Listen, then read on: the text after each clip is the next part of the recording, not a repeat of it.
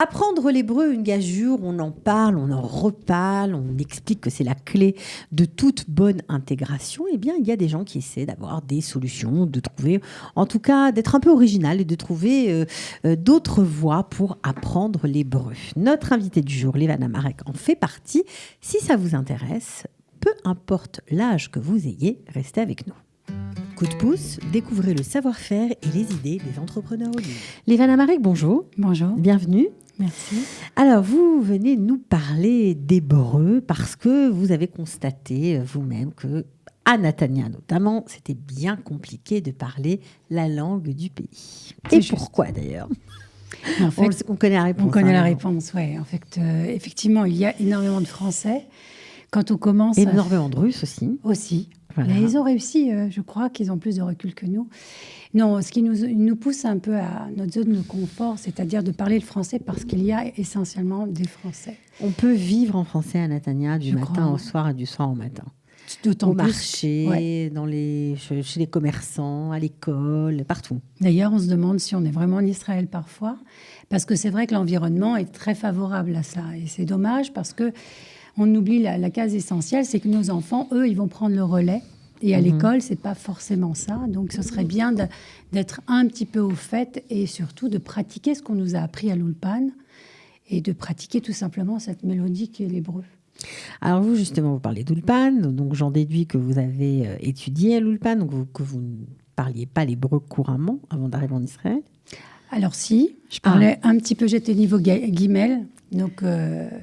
ça se passait relativement bien, mais il manquait beaucoup de finition dans la langue, c'est-à-dire une maîtrise d'abord du langage écrit, et puis des phrases construites pour pouvoir affronter le quotidien. La syntaxe. Voilà. D'accord, ok.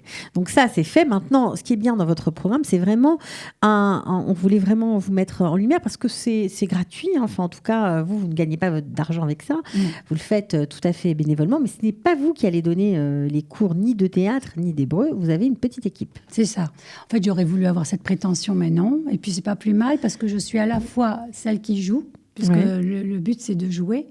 Et celle Donc, ça veut dire quoi ? Vous allez monter sur scène ? Non, je joue comme une candidate parce qu'il y aura plusieurs niveaux.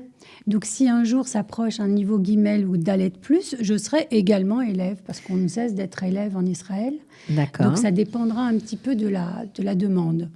Aujourd'hui, j'ai beaucoup de niveaux aleph, bet qui se sont inscrits, mais ce serait intéressant de développer donc tous ces sketchs qu'on a mis sur papier. Donc, qui correspondent à la vie quotidienne. Je vais d'abord chez mon boulanger. Ensuite, j'organise le mariage de ma fille ou je vais acheter une maison. Toutes ces situations de vie, en fait, vont avant toute chose correspondre à une scène qui sera jouée sur scène.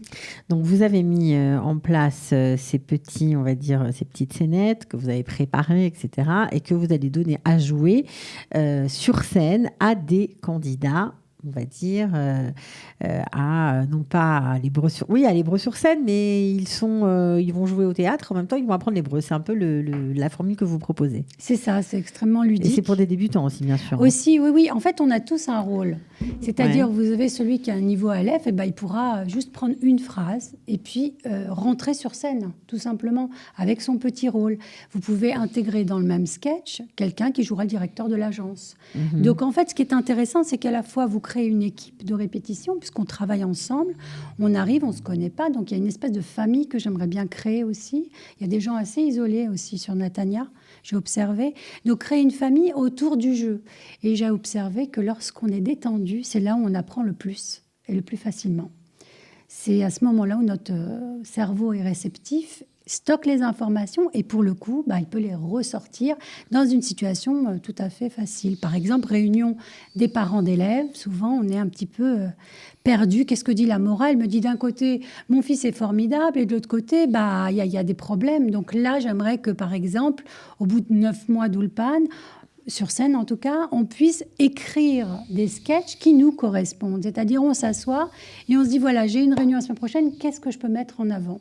Et du coup, on serait encore... Oui, alors ça peut fonctionner, évidemment, parce que vous avez avec vous dans votre équipe une super prof d'hébreu, évidemment. Donc ça, c'est pour l'apprentissage de la langue vraiment en elle-même. Et puis, vous avez un coach d'expression scénique. Absolument. Voilà, donc ça aussi, c'est important. Ça, c'est important parce qu'il y a une grande part de timidité, de confiance en soi, Alors, en fonction des âges, bien sûr. Et c'est ça qui bloque, c'est pour ça qu'on ne parle pas l'hébreu? Alors, je crois que ça joue beaucoup, c'est-à-dire cette hantise de faire des erreurs. Et quand on est repris, ça n'aide pas non plus. Donc, c'est comme toutes les langues d'ailleurs. Dès qu'on n'est pas dans un système où on peut se lâcher, on a tout le temps peur. Et pour peu que l'autre réponde ou dise « je comprends », on lâche tout et puis on passe au français. Donc ça, c'est dommage. Ou alors, il y a plein de gens qui passent à l'anglais aussi parce que c'est plus simple, parce qu'ils l'ont appris plus jeune.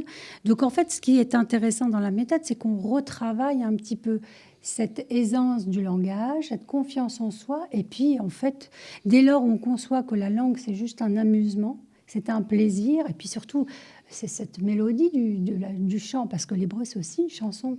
On apprend avec un accent français qui est terrible, et qui nous fait, une augmentation de tarifs aussi. Ouais, mais ça peut arriver, oui, c'est vrai. Ça arrive souvent. Ouais. Donc là, ce qui serait bien aussi, c'est qu'on fasse de la diction, c'est-à-dire pour retravailler des phrases. Par exemple, moi, j'ai constaté qu'il y a des phrases où on ne voit pas que je suis française. Ils sont appris comme ça, intégralement, avec la mélodie israélienne, on va dire.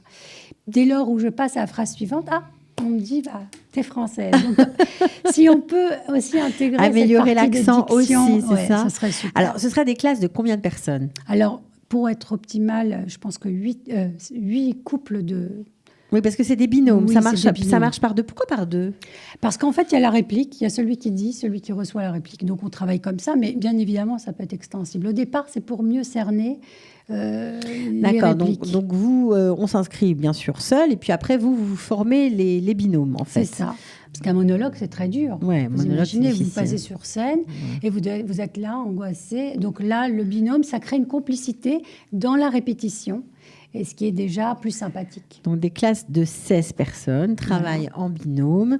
Alors, pour vous, cette activité n'est pas une activité lucrative, on le répète, mais par contre, les cours seront payants, évidemment. C'est ça. Mais c'est aussi pour encourager et soutenir les associations par lesquelles vous allez passer pour organiser cet hébreu en scène. C'est ça, exactement. Donc, en fait, dans la mesure où l'argent va être collecté des inscrits, c'est tout simplement pour faire intervenir des gens de toute fonction, c'est-à-dire d'autres profs de théâtre, peut-être des humoristes, mais vraiment une activité qui serait très, très large dans l'approche. On peut faire venir, je ne sais pas moi, un joueur, quelqu'un qui a l'habitude de la scène et qui pourrait, donc, avec ce bonus, nous faire rire autour de nous-mêmes. Parce qu'en Israël, on observe qu'on se moque beaucoup les uns les autres, des cultures, donc pourquoi pas qu'on se moque de nous. Donc, on comprend que c'est un projet qui est à son démarrage, c'est le tout début. Voilà. Mais pour vous, c'est important parce que vous pensez qu'il faut sortir de l'Ulpan traditionnel. Oui, je pense que l'Ulpan est intéressant, mais il n'est plus adapté aujourd'hui. On est vraiment dans une dynamique où il faut revoir un petit peu la donne pour l'enseignement de l'Ulpan. Il manque quelques cases dans le cursus. Alors, et vous dites pourtant que l'hébreu en scène, en tout cas votre but c'est de s'intéresser à tout le monde et donc c'est pour tous les âges. Oui, aujourd'hui. Pas une façon différente de s'adresser à différentes personnes? Alors, tout est une question de binôme. Donc, bien évidemment, on va faire des auditions. C'est sérieux, hein. On veut garder le principe du théâtre, donc il y aura des auditions pour voir un petit peu le niveau, bien évidemment. Et à partir de là, on va constituer des classes et pour que tout le monde puisse se retrouver. Si on a, par exemple, 80% de seniors, on fera des classes seniors. Si on a vraiment un capital de gens plus de 40 ans, on fera vraiment avec un point d'intérêt pour ce profil-là. Alors, à Nathalie, il y a aussi beaucoup de jeunes qui ont besoin de travailler et qui délaissent l'hébreu pour entrer vite sur le marché du travail. Ils travaillent forcément en français parce qu'ils n'ont pas le niveau, ils sont entre deux, etc. Ça vous fait de la peine, tout ça, de voir ça?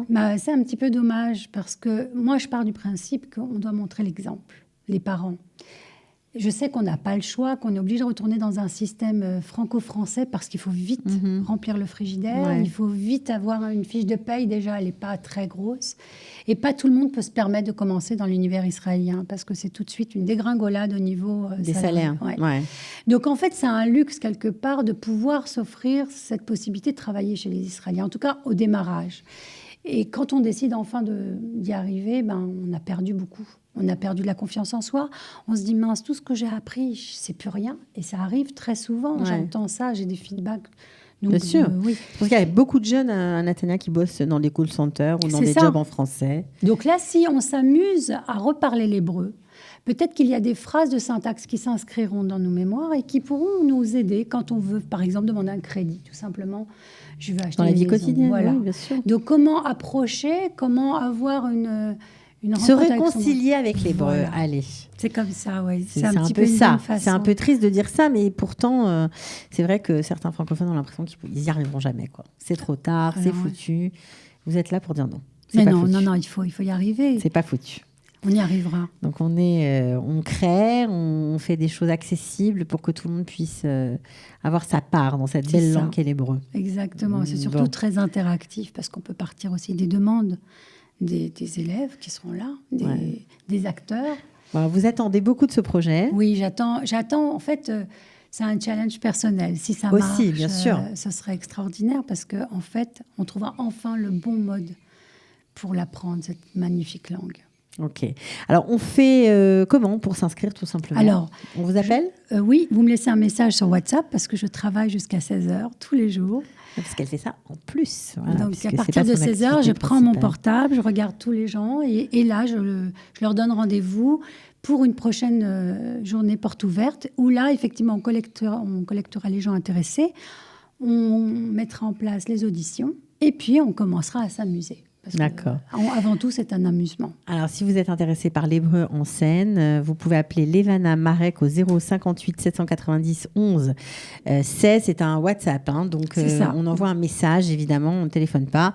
Je répète, 058 790 11 16. Merci beaucoup, Levana, pour cette initiative. On vous souhaite bonne chance. On se reverra très vite. Oui, j'espère que vous allez transformer Natania. Allez, au revoir. À bientôt. Ciao, ciao. Comment chercher du travail en Israël? Comment adapter son CV au marché israélien et se préparer à un entretien d'embauche? Obtenez tous les outils nécessaires en participant à nos ateliers Job Club. Des centaines de personnes ont déjà trouvé du travail. Consultez la liste des prochains ateliers dans nos hubs de Jérusalem et de Tel Aviv en cliquant sur l'onglet Job Club sur notre site internet www.hub-emploi.org.il.